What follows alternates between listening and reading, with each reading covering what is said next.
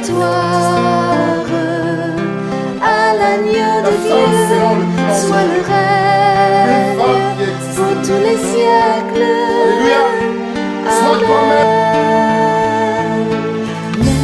L'Esprit Saint et l'épouse fidèle disent viens, c'est le cœur qui appelle. Seigneur, nous te bénissons. Oh, Jésus. Papa, que la gloire te soit rendue pour ton amour, pour ta bonté, pour ta grâce, pour nous, tes enfants. Béni sois-tu tant dans l'Éternel des armées, encore pour cette occasion que tu nous as offerte. Tu as permis que nous puissions non seulement avoir le souffle de vie, mais tu as renouvelé ta grâce encore une fois de plus dans notre vie. Tu as permis que nous puissions, l'Éternel des armées, être parmi ton choix, de faire partie de ton choix, être parmi des personnes que tu as mises de côté. Père, je prie au nom de Jésus, en ramenant, Seigneur, toute pensée captive dans ce lieu au nom de Jésus.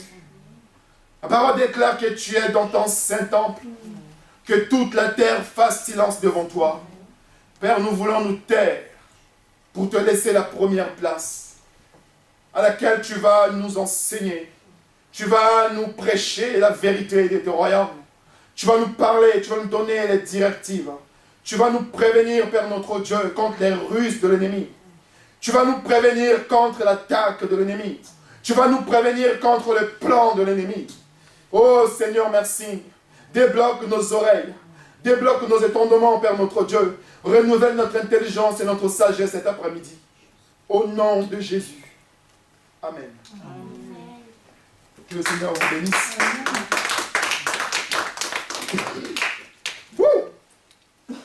J'aimerais parler cet après-midi sur ce qu'on appelle la femme distinguée. La femme selon le plan de Dieu.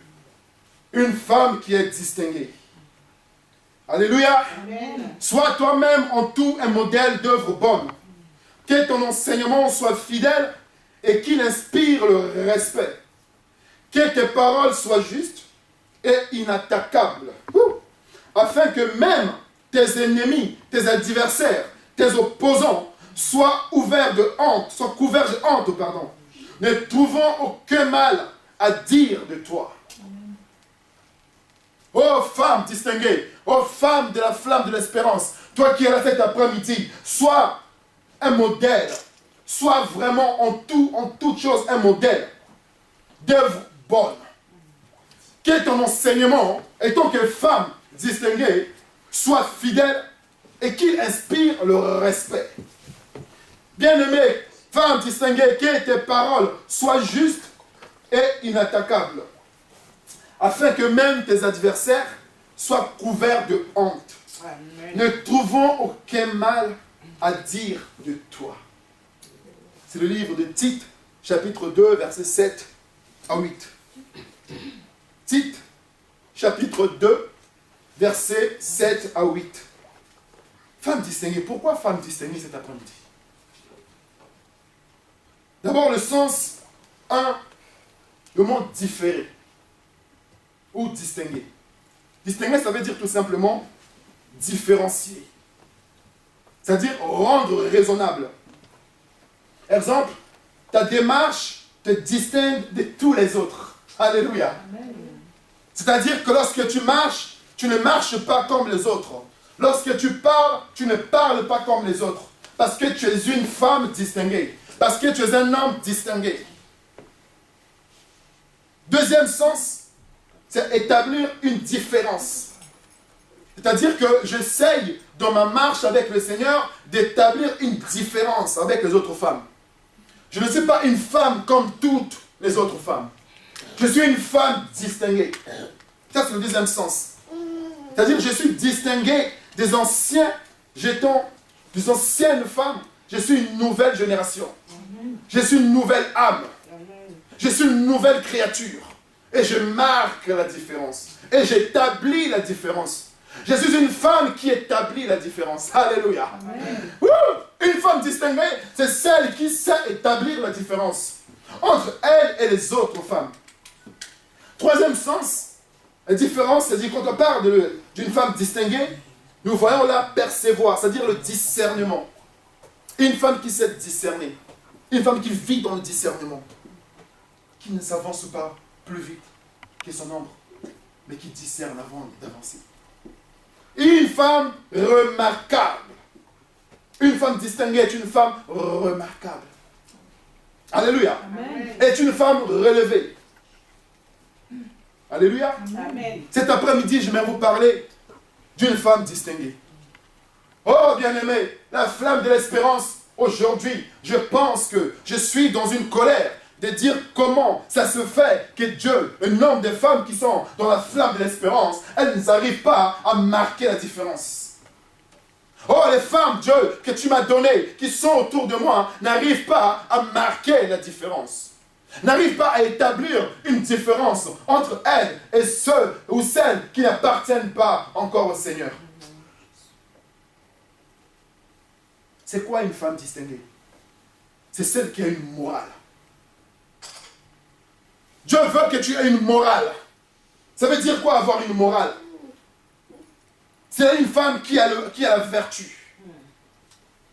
La flamme de l'espérance aujourd'hui ne veut plus former des femmes qui viennent pleurer, qui viennent se soucier d'abord de leurs soucis personnels, mais elle veut des femmes qui ont de la vertu, qui ont de l'honnêteté.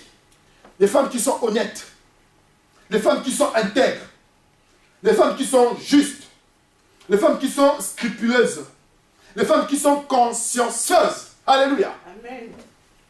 Dieu veut que tu sois une femme consciencieuse, une femme intègre, une femme honnête, une femme remplie de la différence, une femme louable, une femme digne de son nom, une femme responsable, une femme exemplaire. Oh, Jésus, une femme courageuse, remplie de force de caractère, qui ne recule devant rien, qui assume ses responsabilités, une femme qui évite le mal, une femme de retenue, une femme gracieuse. Amen. Une femme distinguée. Dieu me met à cœur de te parler cet après-midi sur la marque de différence. Il faut que tu sois une femme qui est différente des autres. Vous allez voir dans la Bible, je vais commencer premièrement sur ce qu'on appelle l'attitude de Jésus envers ces femmes-là. Jésus avait une attitude envers les femmes. Nous allons voir un peu plus loin qu'est-ce que les femmes ont fait, les femmes qui ont marqué la Bible. Jésus a été plein de douceur, d'attention, d'écoute envers les femmes là. Jésus a plein d'émotions pour toi. Jésus a plein de douceur pour toi. Jésus a un plan merveilleux pour toi. Amen. Mais il veut tout simplement que tu marques cette différence. Jésus, la Bible dit qu'il est considéré comme des sujets à part entière. Jésus traitait les femmes comme un sujet à part entière. Alléluia. Amen. Est-ce que tu es traité comme toutes les femmes? Amen. Est-ce que tu es comme toutes les femmes qui subissent, qui sont devenues l'esclave de leur propre choix, soit sur le plan sentimental ou soit sur le plan professionnel? Ou bien tu es celle qui marque la différence? Elle dit que Jésus a pris le temps de parler. On voit quand Christ a parlé avec la femme samaritaine. Jésus a pris le temps de parler avec elle, de discuter avec elle. Toi, au jour d'aujourd'hui, tu recules. Tu refuses de marquer la différence parce que tu te condamnes dans ton état pécheresse. Tu refuses de faire les choses de Dieu parce que tu te sens incapable ou diminué de faire les choses de Dieu. Tu te condamnes toi-même en refusant des responsabilités au niveau de l'Église. Et l'Église est en train de couler. L'Église est en train de s'écraser. L'Église est en train de marcher en douceur, en arrière. Et toi, tu es là. Tu refuses. Alors que Christ veut parler avec toi en douce. Amen. Ouh! La femme samaritaine a discuté avec Christ. Dieu veut relever, Dieu veut préparer, réparer aussi les injustices que tu as subies de la part des hommes, de la part de ta belle famille, de la part de ta propre famille, de la part de ton entourage. Mais Jésus est venu restaurer dans leur identité de ces femmes-là. Regardez la femme qu'on a parlé dimanche dernier, de perte de sang. La femme samaritaine n'était pas non plus une femme des bons témoignages. Mais Jésus est venu parler avec elle, en douce. La femme de perte de sang n'était pas non plus une femme que la société considérait. Mais elle a déclenché le processus de miracle de Dieu dans sa vie pour avoir sa guérison. Amen. Dieu n'a pas vu son état pécheresse. Dieu n'a pas vu son état. Dieu n'a même pas vu d'ailleurs même. Mais elle est partie provoquer quelque chose qui a déclenché le miracle. Qui a arrêté d'un coup le sang qui coulait pendant 12 ans. J'aime particulièrement la réflexion de Gilbert Buléziquian dans son livre qu'il a écrit « Les hommes et les femmes vers une nouvelle relation ». C'est l'édition de Grâce et Vérité. Il dit « Jésus manifeste une solitude. Hein? Une solitude toute particulière envers les femmes. Il vient tout simplement dans une solitude. Il vient dans une sollicitation douce envers les femmes.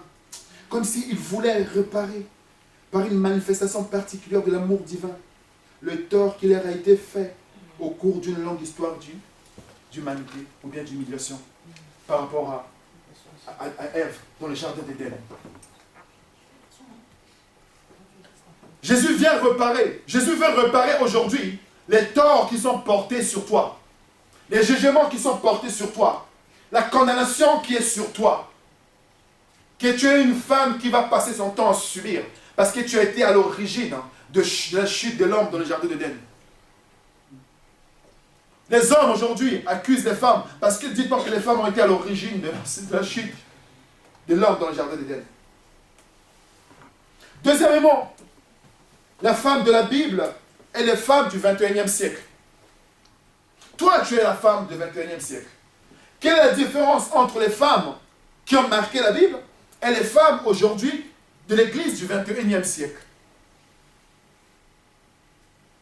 Bien-aimés, les femmes de la Bible sont avant tout des personnes avec une vie ordinaire. Des épouses comme toi, des mères qui doivent élever leurs enfants, d'autres n'arrivaient même pas à avoir des enfants, des femmes malades, des femmes accusées, des femmes blessées par des choses de la vie. Elles étaient des femmes ordinaires, comme toi. Mais elles ont marqué la Bible.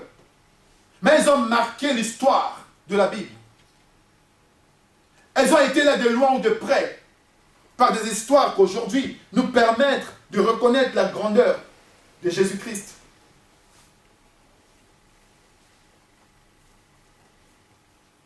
La Bible dit que Dieu les a traités, comment ils les amenaient à savoir comment intervenir dans leur situation, quel rôle elles ont joué tout au long de leur vie chrétienne. Dieu les a amenés petit à petit à être considérables, à être des femmes distinguées par leur témoignage. Le monde les a rejetées. Elle avait une perte de sang pendant 12 ans. Le monde ne la calculait même plus. Le monde l'a mis de côté. Mais Christ est venu donner une valeur à sa vie. Amen. Christ est venu donner un sens à sa vie. Et Christ veut donner un sens à ta vie cet après-midi. Toi qui es là, cette femme qui recule, qui ne se valorise pas, Christ veut donner un sens à ta vie cet après-midi. Prenons l'exemple de Rebecca. Vous connaissez l'histoire de Rebecca qui est décrite dans le livre de Genèse, chapitre 24. Elle dit que le serviteur d'Abraham est allé à la recherche pour la ramener à être épousée. Cet homme qui est Isaac. Elle était loin. Mais Dieu a fait de sorte que Rebecca croise cet homme de Dieu qu'on appelle Isaac. Et nous voyons bien le splendide caractère de Rebecca. La Bible dit que le serviteur d'Abraham, qui est un type de Saint-Esprit, rempli de l'onction de Dieu, va obtenir toutes les réponses que le Seigneur a mis à sa disposition. Et Rebecca était une jeune fille soumise. Elle dit qu'une vraie servante de l'Éternel. C'est cela que nous allons, bien aimer, voir. Qu'est-ce que c'est qu'une servante acceptant d'être comme Rebecca? Qu'est cette servante-là qui va accepter de se comporter comme Rebecca? Avec un esprit de soumission. Aujourd'hui, quand on parle de l'esprit de soumission, on va quoi? On va à la domination. La femme ne veut pas être dominée. La Bible nous retrace l'histoire de Rebecca dans sa soumission. La Bible dit que Rebecca va prendre tout de suite sa place de femme. Est-ce que tu prends ta place de femme dans ton couple?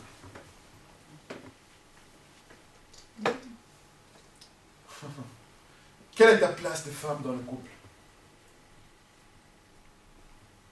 Quelle est ta place de femme dans l'église? Oh, je vous parlerai cet après-midi d'une femme distinguée. Nous sommes très loin, bien-aimés, de ce qui se passe dans le monde aujourd'hui. Toutes les femmes regardent tous les garçons autour d'elles dans le but d'en séduire ou de se faire, n'est-ce pas, remarquer. Et les garçons ne vont pas chercher à savoir s'il s'agit des femmes courageuses ou obéissantes. Les femmes, pour avoir un mari, cherchent à séduire. Et décolleter. Les regards de séduction. On se vend pour séduire un homme. Mais elle dit que Rebecca, dès qu'elle a vu Isaac en train d'avancer de loin, qu'est-ce qu'elle a fait? Elle dit que la première des choses que Rebecca a fait, elle s'est couverte. Des soumissions. Quand tu vois ton mari rentrer un peu en retard quand il arrive de loin, quelle est ta réaction? Quelle est ta manière de faire? Tu prends quelle position? Torse bombé? Tu viens pour l'affronter?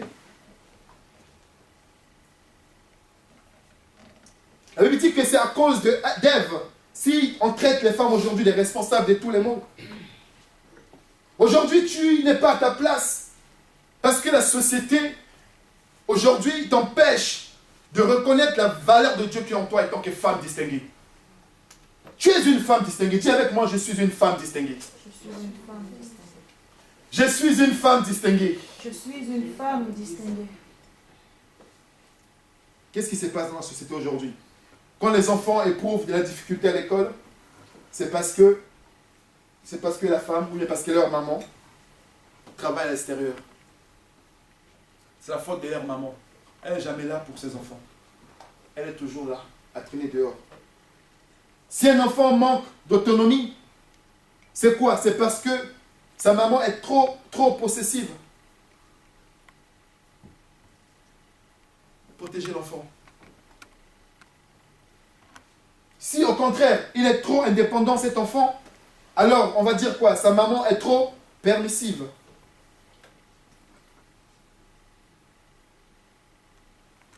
Quand l'enfant a des problèmes, s'il s'agit d'un fils, d'une fille, ou quand le problème devient positif, quand cet enfant se révèle intelligent, qu'est-ce qu'on dit souvent? C'est le fils à papa. Et beaucoup de femmes, depuis leur enfance, ont perdu le sens de la différence, de la dignité d'une femme, parce qu'elles ont été traitées comparées à leurs sœurs. Ah, toi, tu ne peux pas faire comme ta sœur. Des critiques sur critiques. Elles ont perdu le sens même de leur vraie valeur. Parce que les mots résonnent toujours dans leur tête, qu'elles n'ont jamais été là pour leurs sœurs ni pour leurs frères.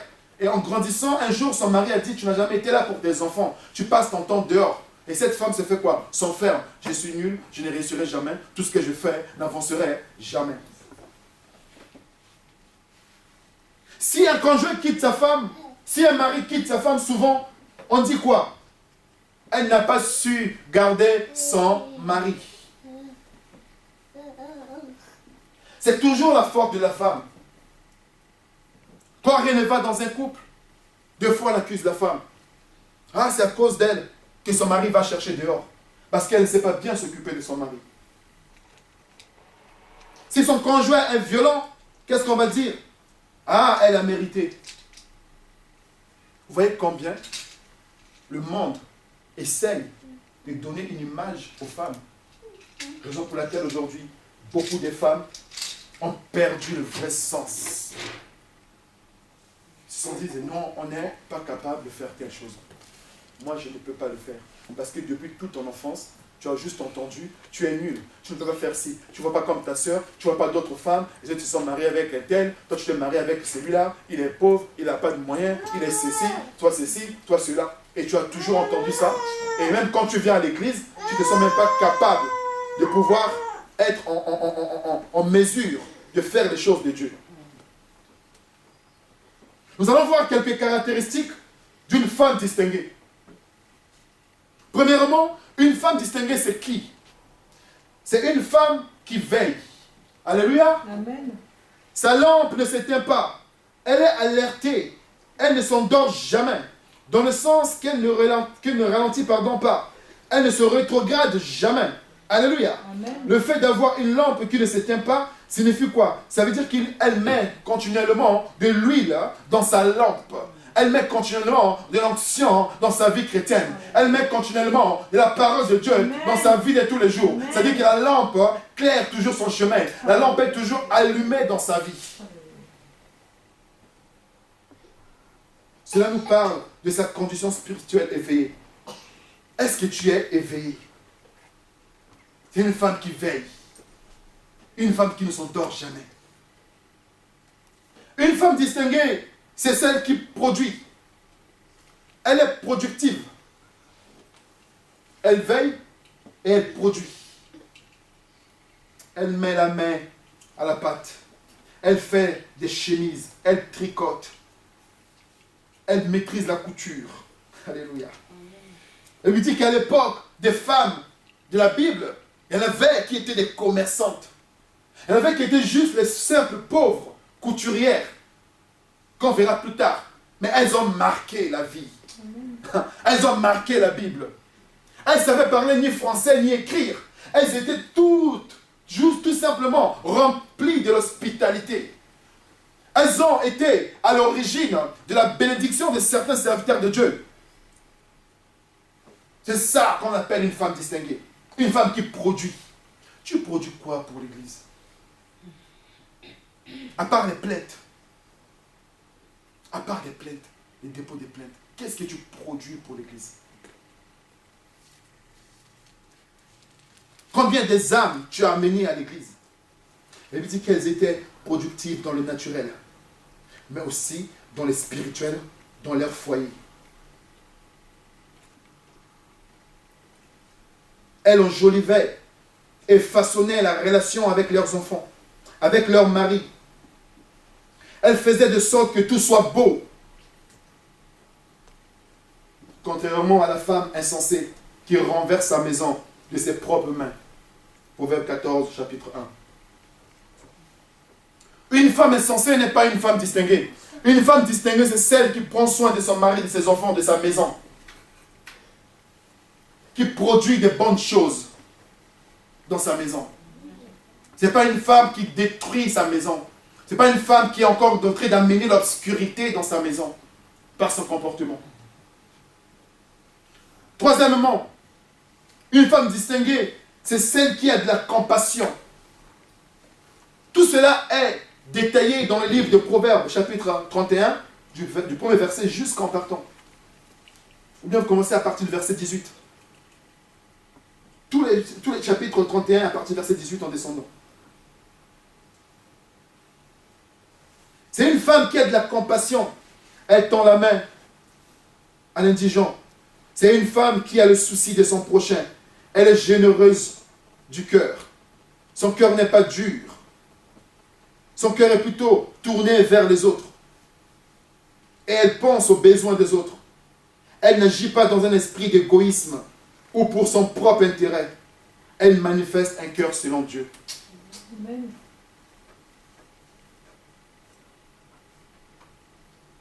Quatrièmement, c'est une femme protectrice.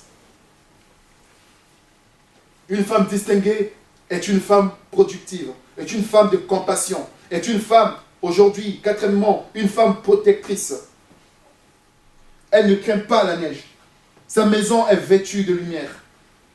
Cette femme est décrite dans le livre de Proverbes 31, comme la Bible dit, qui confectionnait des laines, qui était là en train toujours de pouvoir protéger sa famille.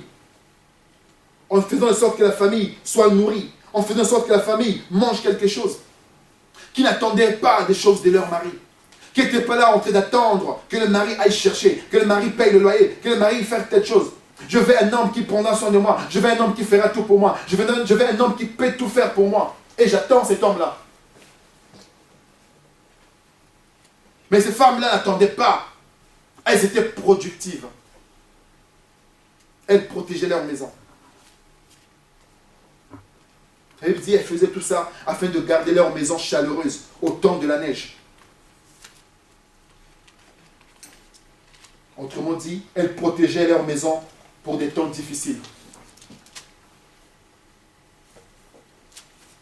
Elle dit que la femme distinguée est celle qui fait de sorte que sa maison soit vêtue de la sanctification, le symbole du sang de Jésus-Christ.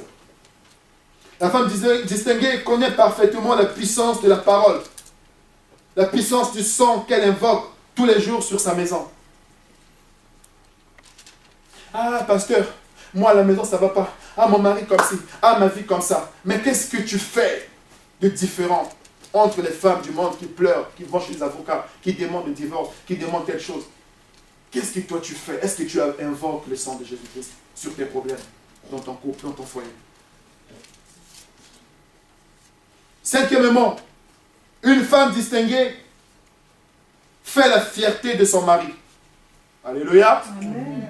Une femme distinguée fait la fierté de son mari. Souvent on a l'habitude de dire quoi? Derrière un grand homme se trouve quoi? Derrière un homme se trouve une grande femme. Est-ce que vous êtes là? Oui. Amen. Amen. Derrière un homme se trouve une grande femme. Mais moi cet après-midi, je vais vous dire une seule chose. Derrière une grande femme se trouve un bon Dieu. Amen. Alléluia. Amen. Derrière une grande femme se trouve un bon Dieu. Amen. Une femme distinguée doit honorer son mari. La considérer. Car la considération que les gens auront pour cet homme, pour son mari, est aussi due à son épouse. Les gens vont respecter ton mari de la manière dont tu le respectes, que tu le présentes. Si tu parles du mal de ton mari, les gens ne vont pas respecter ton mari. Une personne a déclaré, montre-moi ta femme et je te dirai qui tu es. Montre-moi ta femme et je te dirai qui tu es. Ah bon, on comprend pourquoi tes chevilles sont toujours froissées. Ah, on comprend pourquoi à chaque fois qu'on présente à manger, tu sors dessus. On comprend pourquoi à chaque fois quand on te dit un mot doux, tu trembles, tu dis waouh. Montre-moi ta femme, je te dirai qui tu es. Ah, je comprends pourquoi tu es rempli de plaisir, de joie de vivre. Quand on voit ta femme, comment elle reçoit les gens, comment elle fait des choses, comment elle est douce, comment elle est merveilleuse, comment elle est loyale, comment elle est honnête, comment elle est intègre, on comprend pourquoi tu vis les merveilleuses choses. Amen.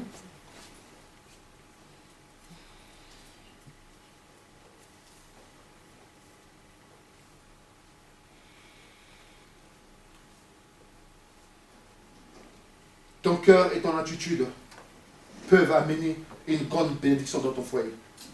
Sixièmement, une femme distinguée, c'est celle qui a une très très bonne apparence. Pas une apparence avec hypocrisie, pas une apparence pour faire plaisir au pasteur, pas une apparence pour montrer aux gens que je suis né de nouveau, que je connais Dieu, mais une apparence sincère et vraie. Amen. Une apparence qui marque la différence. Cette femme, quand elle prie, quand elle se lève, elle marque la différence. Son apparence amène une onction. Dès qu'elle se lève, quand elle commence à parler, quand elle commence à prier, quand elle commence à chanter, on sent le chair de poule, on sent la présence de Dieu. C'est ça une femme distinguée. Elle recule devant rien. Elle lui dit quoi? Elle est revêtue de force et de gloire. Alléluia. Amen. Cette force et cette gloire est tellement magnifique et splendide. Alors, lui vient de Dieu une onction particulière. Amen. C'est une femme distinguée, non seulement à l'intérieur, mais aussi extérieurement. Ça se voit que tu es une femme différente des autres femmes. Tu n'es pas une femme qui pleure. Tu n'es pas une femme qui porte plainte. Mais une femme qui s'avance, une femme qui s'affirme, une femme qui s'impose. Amen. Amen. Est-ce que vous êtes là? Oui. Amen. C'est une femme très positive. Elle rit de l'avenir. Alléluia. Amen. Oh, on a dit que les femmes seront comme si, les femmes de Lyon, les femmes de ceci, les Camerounaises, les Centrafricaines, les Gabonaises. Mais moi, je suis une femme à part. Je suis une femme distinguée. Amen.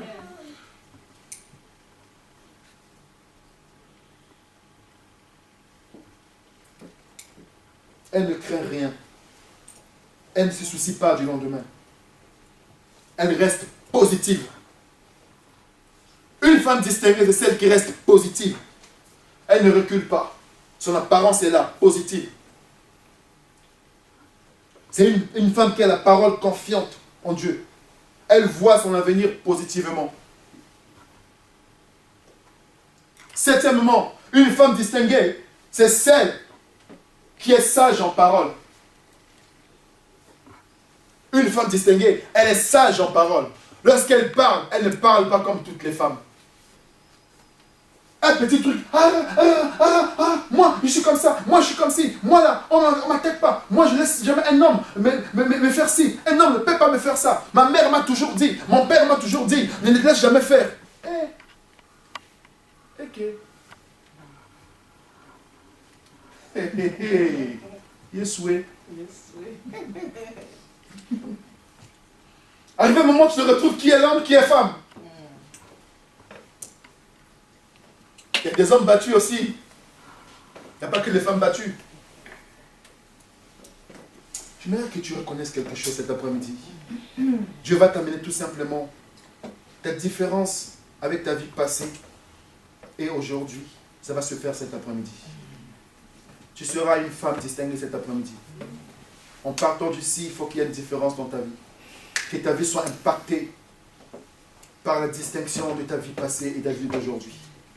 Je vais prier au nom de Jésus pour ça. Elle est sage en parole. Elle veut dire qu'elle ouvre la bouche avec sagesse. Instruction aimable. En hébreu, aimable, ça veut dire quoi? Instruire, éduquer. La Bible dit que c'est une mère qui instruit et enseigne ses enfants. Une femme distinguée, elle enseigne ses enfants. Instruit ses enfants. Elle leur donne une bonne éducation. Elle utilise de la sagesse dans ses paroles. Ah! Toi, viens là! Tu n'as pas fait la vaisselle. Tu es comme ci, tu es comme ça. Tu ne sais rien faire.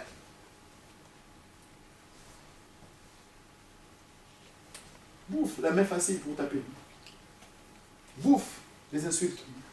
Mais non, une femme distinguée, elle ne crie pas. Elle parle avec sagesse. Elle parle avec intelligence. Elle instruit les enfants. Elle amène les enfants à être également des enfants distingués.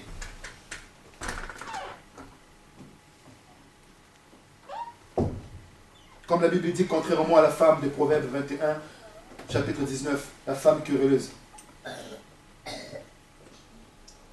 Est-ce que tu es une femme de bonne parole ou une femme querelleuse?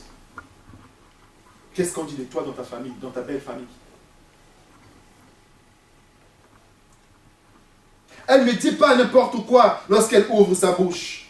Elle prononce des paroles habiles, prudentes et puissantes. Elle révèle son intelligence par ses paroles. Elle contrôle sa langue avant de parler. Une femme distinguée ne parle pas n'importe comment. Une femme distinguée réfléchit, tourne sa langue avant de parler. Dit des bonnes choses, des bonnes phrases, des bons mots au bon moment. Lorsqu'on l'écoute, on a envie de l'écouter tout au long de la journée. Pourquoi la Bible nous donne tous ces détails? Tout simplement pour nous faire comprendre qu'est-ce que c'est qu'une femme distinguée. Car Dieu a prévu que chacune d'entre elles ait aussi la personnalité et les caractéristiques de ces femmes-là qu'on a citées dans la Bible. Huitièmement, une femme distinguée est une sentinelle de sa maison. Dans ta maison, il n'y a que des mauvais esprits, que des cauchemars, que des mauvais rêves, que les disputes, que rien ne passe avec ton mari. Il n'y a pas de moments de tendresse, il n'y a pas de moments de douceur. Il y a comme s'il y a un esprit noir qui est battu sur ta maison, dans ta chambre. Tu n'as même pas envie de dormir dans ta chambre auprès de ton mari. Ça te dit même plus rien. Tu n'as même plus le plaisir que tu trouvais dans les premières semaines, que tu avais envie d'être tellement dans les bras de ton mari. Ces temps-là ont passé. Aujourd'hui, comme s'il y a quelque chose qui te pousse à détester cet homme. Tu l'aimes seulement parce que vous avez eu des enfants. Tu l'aimes seulement parce que vous avez un projet. Tu l'aimes seulement parce que si tu quittes, la famille va te faire ceci. Il n'y a plus le vrai amour. Il n'y a plus le vrai sentiment que tu avais au début pour ton homme.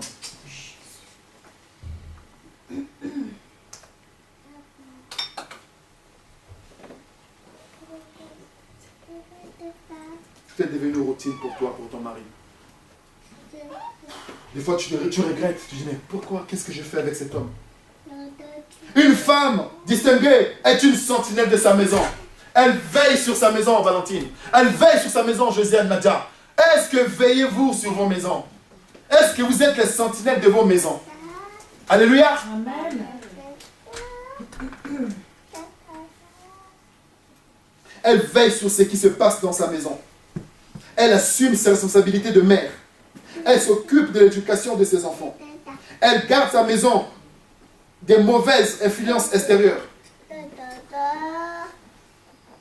Les femmes aujourd'hui amènent des copines à la maison, amènent des connaissances à la maison, amènent tout à la maison. Avec ta meilleure copine, vous êtes dans ta maison, vous parlez du mal des gens. Quel esprit vous attirez dans votre maison? L'esprit congossa? L'esprit querelle?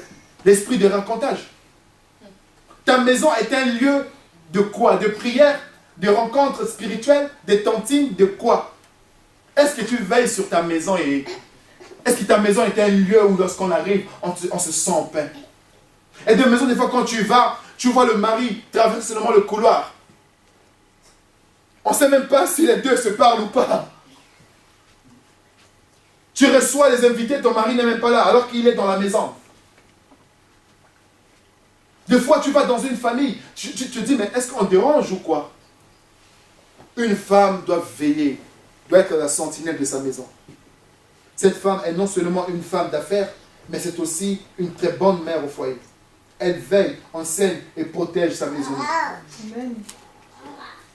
Ah, je travaille beaucoup. Ah, je fais ceci. Ah, je rentre. Je te fais encore à manger. Ah, moi ceci. Ah, moi cela. Au niveau de la maison, il y a comment un rythme, on ne peut pas comprendre. L'homme fait à manger tout seul. L'homme a pris l'habitude de manger tout seul. La femme ne fait que se plaindre. La femme ne fait que se démarquer par ses fatigues à elle. La femme ne fait que se plaindre de son mal au dos. La femme ne fait que se plaindre de ses maux de tête. La femme ne fait que se plaindre de ses moments de femme. La femme ne fait que se plaindre de ceci, de cela. Et l'homme est abandonné à lui-même. Oh, quelle est cette femme distinguée qui laisse son mari de temps en temps faire à manger tout seul? Quelle est cette femme distinguée qui n'a pas le plaisir de présenter un bon repas, de s'occuper de son homme, peu importe la fatigue, peu importe les occupations, mais mon homme, c'est mon homme, je dois lui déjà m'occuper de lui. C'est ça, veiller sur la maison. Neuvièmement, une femme distinguée, c'est une femme stable. Une femme équilibrée. Elle ne passe pas son temps à l'extérieur. Pendant que les enfants sont livrés à eux-mêmes. Pendant que son mari est livré à lui-même.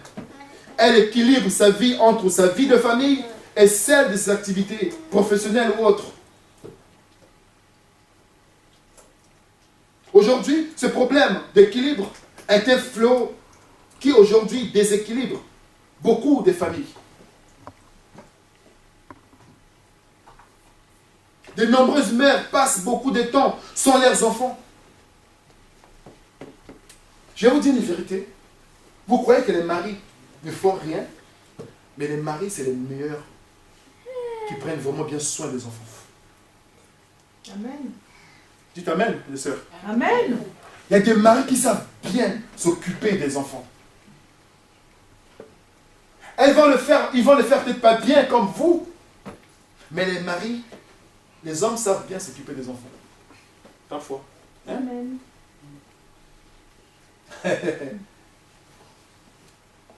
De nombreuses familles ont des problèmes parce que la femme a abandonné son rôle de femme. Elle est devenue comme une femme vulgaire, une femme comme toute autre. Débrouille-toi, fais-toi à manger toi-même, repasse tes habits, fais des trucs, je ne suis pas là.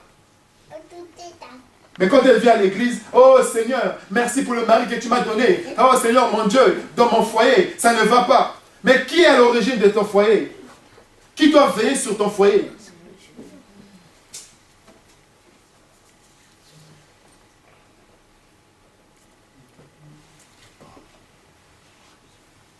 Cette femme distinguée dont la Bible nous parle, dans le livre de Proverbes chapitre 31, nous montre que c'est une femme qui sait trouver un équilibre entre son foyer et ses activités. Tu aimais ton mari, du jour au lendemain, dès que tu as commencé à travailler, c'est fini. Je suis fatigué, j'ai beaucoup travaillé, débrouille-toi.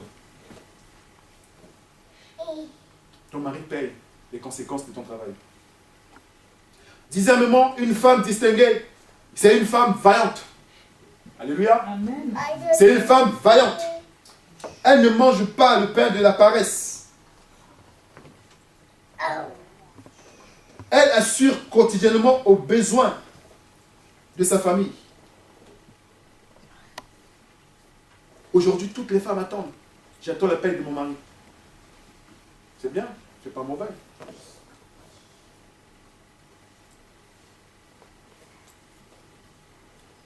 La Bible dit que cette femme distinguée, qui est une femme vaillante, sait utiliser efficacement tous les jours le temps qu'elle a pour chaque activité.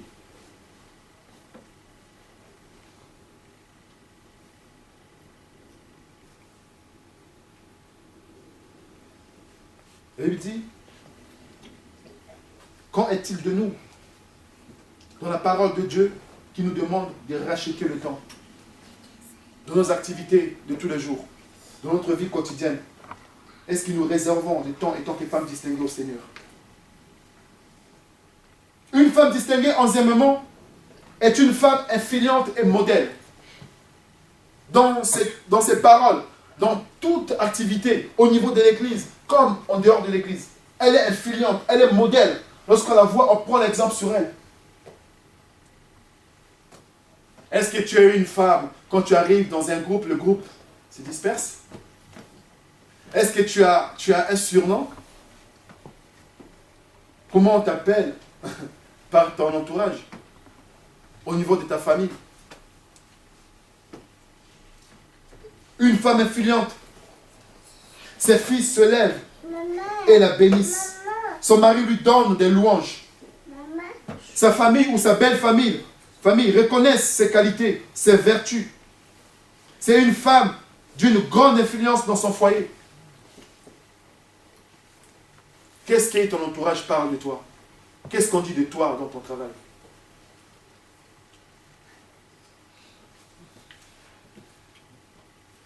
Douzièmement, une femme distinguée est vraie et intègre.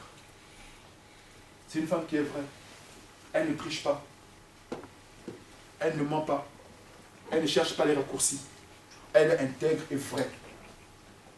Elle veut dire quoi? La grâce est trompeuse et la beauté vaine.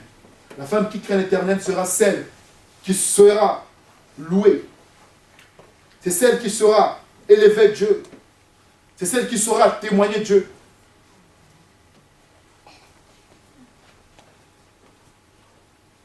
Une femme distinguée n'est pas celle qui en a les apparences. Juste l'apparence. On vous voit là, on ne sait pas qui vous êtes réellement. Femme distinguée ou pas distinguée? Qu'est-ce qui portera la différence entre vous qui êtes là et celles qui ne sont pas là?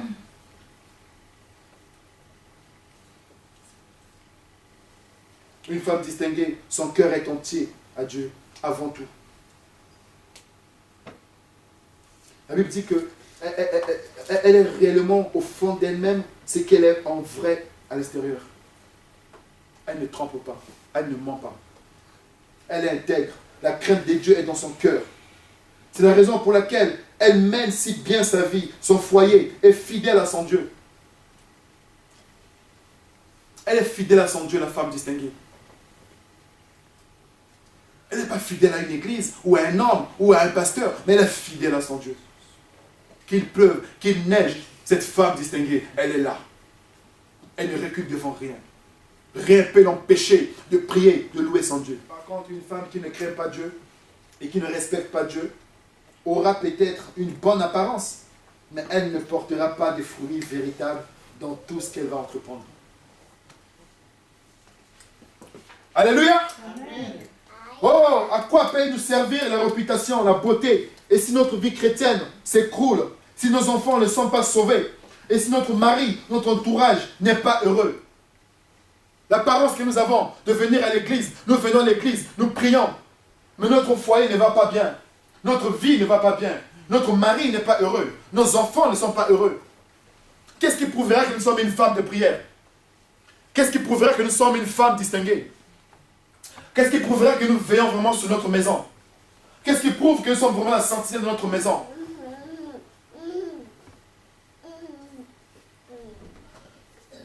Vous lirez le livre de Proverbes, chapitre 22, verset 4.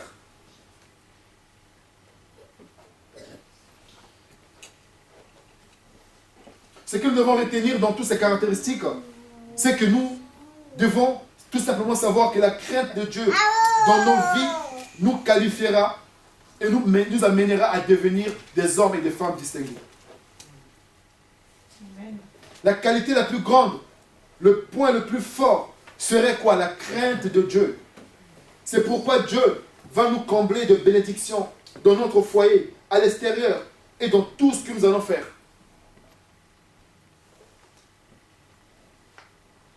Une femme distinguée doit avoir une attitude distinguée.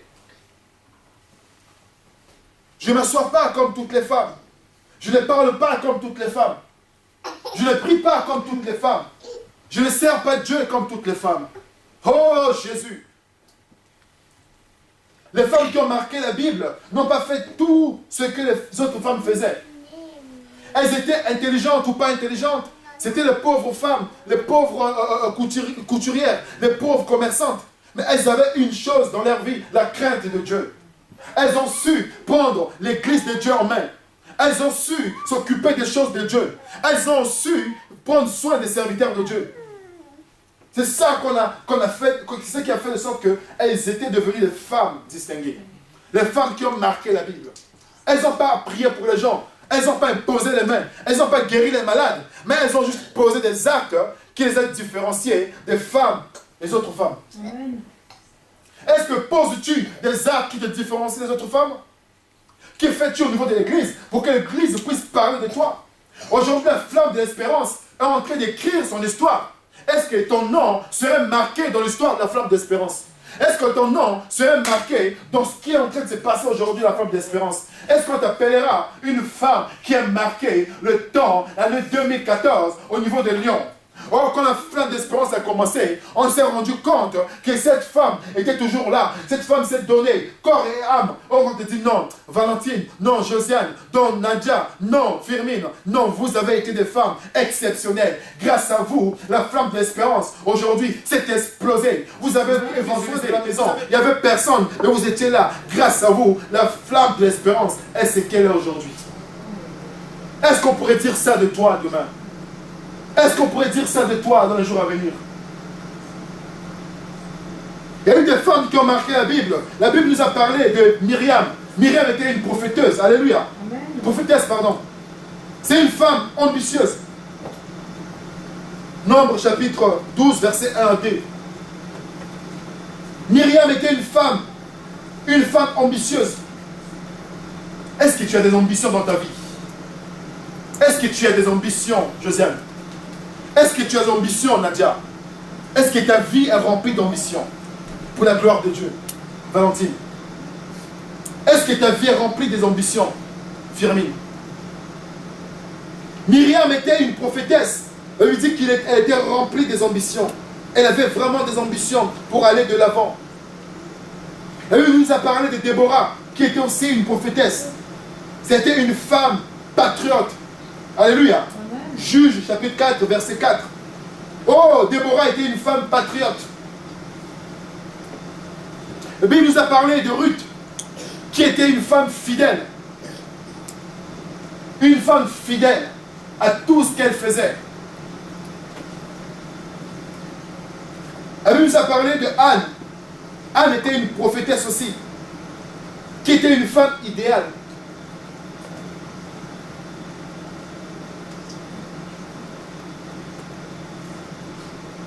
La Bible nous a parlé des Sunamites, qui était une femme hospitalière. La Cananéenne, qui était une femme de foi. Et les deux autres femmes que la Bible nous a parlé. Alléluia. Amen. Est-ce que vous êtes là?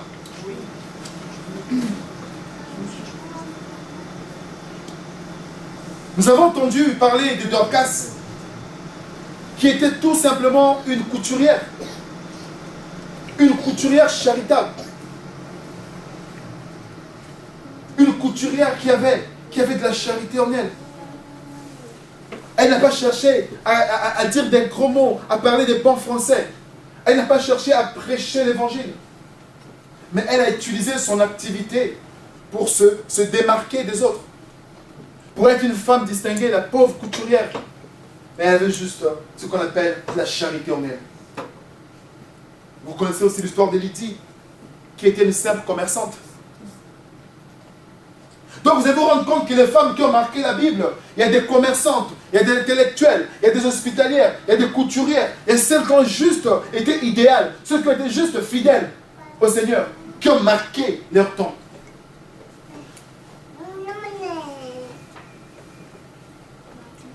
Alléluia. Amen. Qui t'a dit que quelque chose ne va pas dans ta vie? Qui t'a dit que quelque chose ne va pas en toi? Qui t'a dit que tu ne marqueras jamais ton temps? Qui t'a dit que l'église est finie? L'église des Africains n'avancera jamais. Et toi qui es une femme qui fait partie de cette église, qui t'a dit que rien ne marcherait en toi? La Bible dit quoi? Au sujet des jardins d'Éden, elle dit que Dieu a su tout de suite que l'ennemi était passé par là. Et l'ennemi avait parlé à ses enfants. Je vais te dire une chose, l'ennemi est passé dans ta vie. L'ennemi est passé dans ta vie. Il t'a soufflé des choses. Il t'a fait comprendre que tu es incapable. Il t'a fait comprendre que tu es une femme qui n'avancerait jamais. Ta maladie ne sera jamais guérie. Tu ne seras jamais riche. Tu n'habiteras jamais une maison. Tu n'achèteras jamais dans ce pays. Tu n'évolueras jamais. Et le diable sait que ce que tu dis, ça veut dire qu'il y a quelque chose qui s'est déjà passé dans ta vie. Aujourd'hui, Dieu veut te dire une seule chose. Peut-être que la même chose qu'il t'a dit, mais que tu n'avais pas la capacité de réussir, comme le diable t'a dit.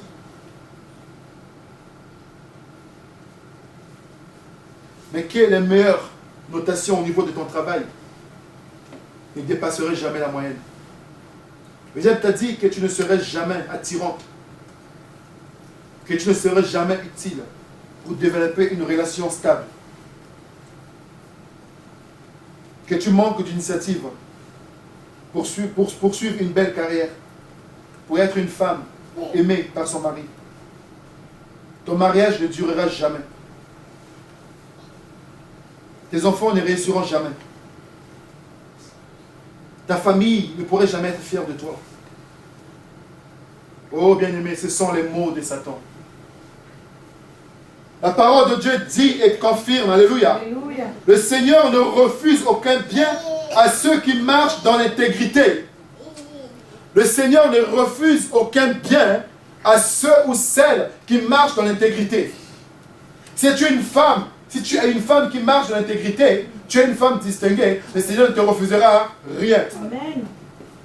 Fais tout simplement du Seigneur tes délices et il te donnera ce que ton cœur désire. Amen.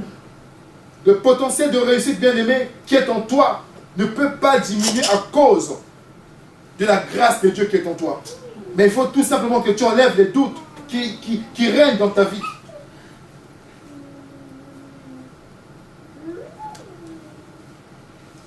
La Bible dit quoi?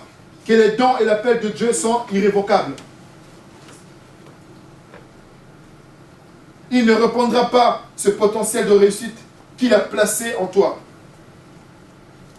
Il ne dira jamais, j'en ai assez de m'occuper de toi. Tu as subi trop d'échecs et tu as commis trop d'erreurs. Je vais reprendre le talent que je t'avais donné. Non. Tu as commis des erreurs. Tu as eu des moments de faiblesse. Et ça, c'est que Dieu ne va pas enlever les qualités qu'il t'a données depuis que tu l'as rencontré. C'est l'homme qui change, mais Dieu ne change pas.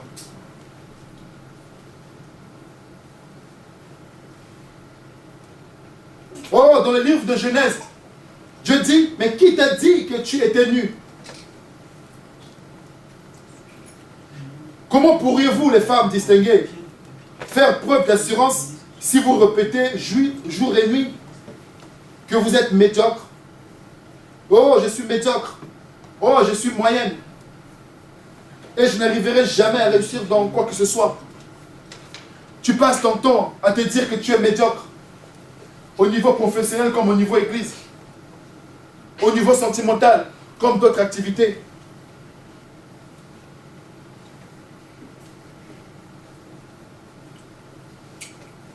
Vous savez, quand la Bible parle des femmes distinguées, les dernières personnes qui sont restées pour l'histoire de la mort de Jésus-Christ à la croix, vous savez c'était qui? C'était les femmes. C'était les femmes qui étaient là jusqu'à ce que Jésus-Christ a rendu l'âme.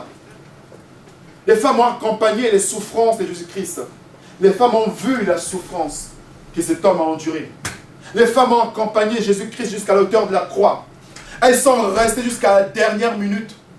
Jusqu'à ce que quand Christ a dit, Jésus, que ta volonté soit faite, et que Christ a rendu l'âme, les femmes étaient encore là. C'était les dernières personnes à quitter ce lieu de la réussite. Parce que pour moi, ce lieu était pour nous le lieu de la bénédiction. Ces femmes étaient les dernières personnes à partir de ce lieu. Vous lirez dans Marc, chapitre 15, verset 47. Elles étaient les dernières à quitter, à voir comment Christ a rendu l'âme. Mais la Bible nous dit dans le livre de Jean, chapitre 20, verset 1, que c'était aussi les premières à être au tombeau. Alléluia. Amen. Les femmes ont l'histoire de Dieu en elles. Une femme distinguée, c'est une femme qui comprend, qui marque l'histoire, qui marque son temps. Les femmes ont été les dernières personnes à voir Christ rendre l'âme. C'est aussi les premières personnes à débarquer, à arriver au tombeau. Vous allez voir que l'histoire des femmes et Jésus, c'est une histoire douce. C'est une histoire vraiment remarquable. C'est une histoire, ça veut dire que Jésus a beaucoup permis aux femmes d'être des personnes qui pourront faire de sorte que son évangile aille loin. Amen.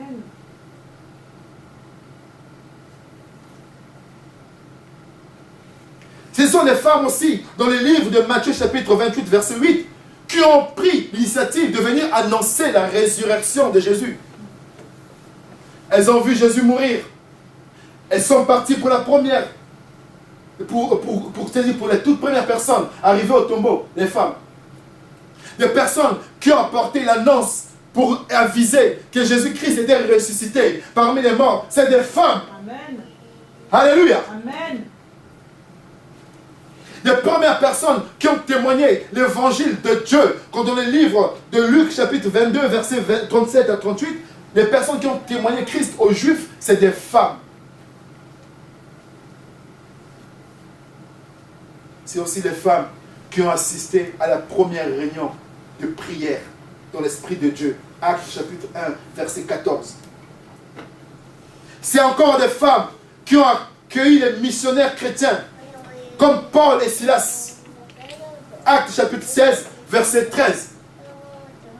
Oh, je vais te parler cet après-midi maintenant. Est-ce que tout ce qui a été dit cet après-midi, comme caractéristique, comme la relation entre femme et Jésus-Christ, tout ce qu'est une femme de la Bible, une femme du 21e siècle, est-ce que tu as vu cette différence? Comment te qualifies-tu aujourd'hui? Quelle est ta place au niveau de l'Église? Bien aimé, l'Église souffre parce que les femmes ne sont pas à leur place. La flamme de l'espérance, aujourd'hui, n'avance pas parce que tu ne fais pas ton travail. La flamme d'espérance n'avance pas parce que les femmes n'ont pas pris les choses en main. La flamme d'espérance stagne parce que les femmes, aujourd'hui, n'ont pas pris les responsabilités d'entretenir, de faire des choses comme il le faut. L'Église aujourd'hui t'attend. Oh, bien-aimés, pourquoi vous les femmes, vous ne vous fréquentez pas? Les flammes de l'espérance ont besoin des femmes qui se fréquentent. Les femmes qui montrent l'amour aux yeux de tout le monde. Oh, depuis combien de temps tu n'es pas allé chez ta sœur juste pour la voir et passer un moment dans la prière? La flamme de l'espérance aujourd'hui a besoin de femmes qui se mettent la main dans la main, qui intercèdent, qui prient pour le pasteur, qui prient pour l'église, qui prient pour l'avancement de l'œuvre. Les femmes savent annoncer l'évangile, les femmes savent témoigner Dieu, les femmes savent veiller sur l'église. Mais quel est ton rôle depuis que tu as la flamme de l'espérance? Qu'est-ce que tu as fait pour la flamme de l'espérance? Combien de personnes tu as invitées à l'église? Oh, combien de personnes tu as prêché l'évangile? Dans ta famille, dans ta belle famille, dans ta maison, dans ton travail, combien de fois parles-tu de Dieu?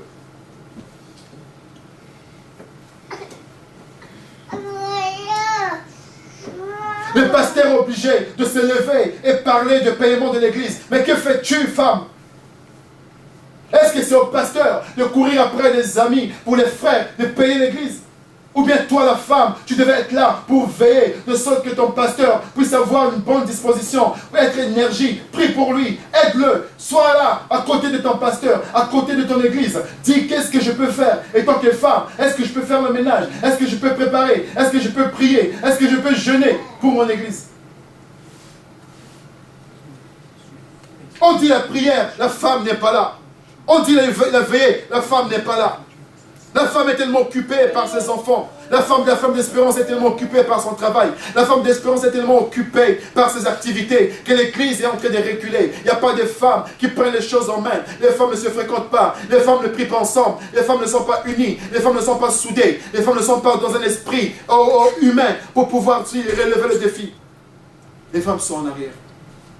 Oh, où es-tu la femme de l'espérance? Où es-tu la femme que Dieu compte pour que la flamme d'espérance puisse avancer?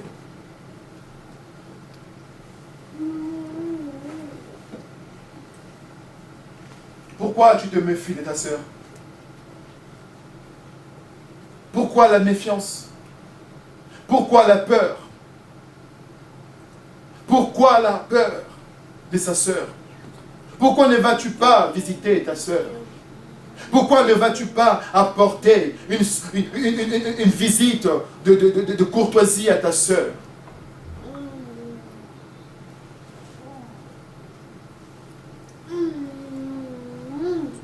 L'église souffre aujourd'hui parce que le pasteur doit faire telle chose. Si le pasteur ne décrète pas une veillée, il n'y a pas de veillée de prière. Si le pasteur ne demande pas qu'on puisse jeûner, les femmes sont là. Oh femme, toi qui sais très bien tenir la maison de Dieu. Toi qui sais très bien comprendre les choses de Dieu. Toi qui es la première qui a vécu des histoires pour la gloire de Dieu. Où es-tu passé?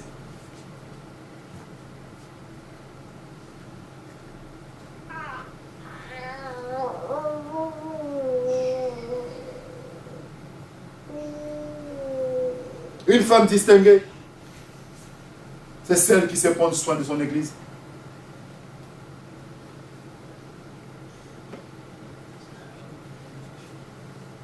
C'est le pasteur qui vient plutôt pour arranger l'église. Une femme pourrait dire, mais non, non, pasteur, c'est pas à toi de le faire. Le pasteur vient arranger l'église. Les femmes viennent en dernière position. Non. Le pasteur s'occupe de telle chose. Savoir s'il y a l'eau ou pas. Savoir s'il y a quelque chose qui manque. Ce n'est pas au pasteur de le faire. Où êtes-vous, pardon, les femmes?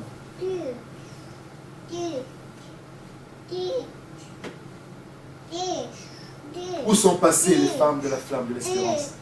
Les femmes distinguées.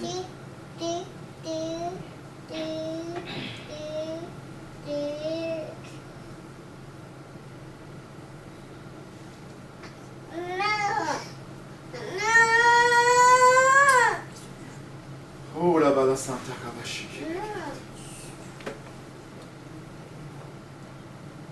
Dieu m'a dit de vous dire tout simplement que c'est sur vous, c'est sur toi qu'il bâtira son église.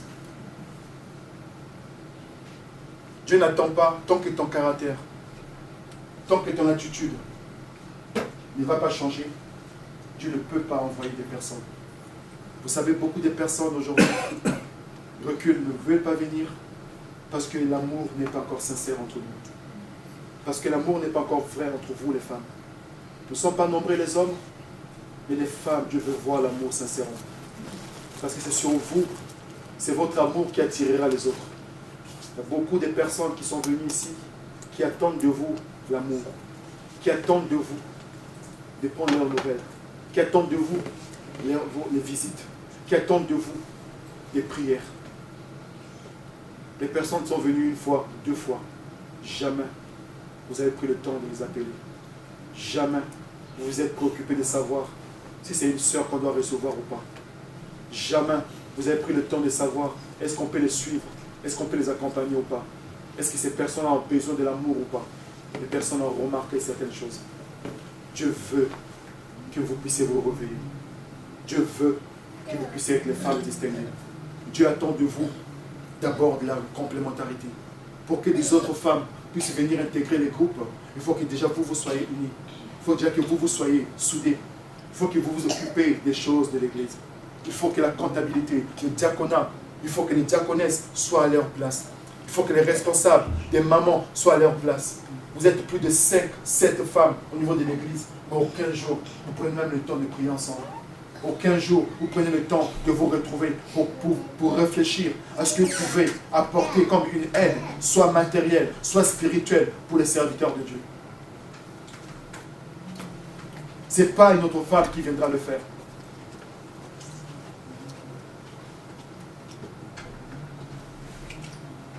Qu'est-ce qui t'empêche aujourd'hui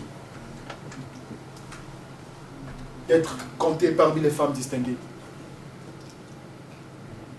L'Église souffre parce que tu n'as pas fait ton travail. La dernière fois, on parlait avec le pasteur Étodé.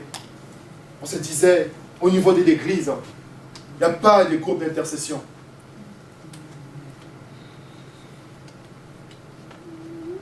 Il n'y a pas de groupe de mamans alors que vous êtes 4, 5, 6, 7, 8.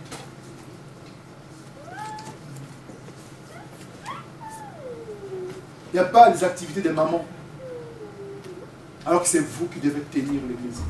C'est vous qui devez veiller sur l'Église. C'est vous qui devez veiller sur les serviteurs de Dieu.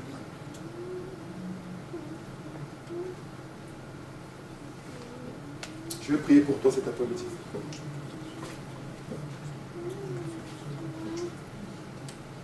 Oh là là, la Santa Kabashi. Trop d'excuses. On avait dit tout à l'heure qu'une femme distinguée, c'est celle qui ne recule pas. Celle qui prend les responsabilités. Une femme intègre. Une femme louable. Une femme digne. Une femme consciencieuse. Une femme courageuse.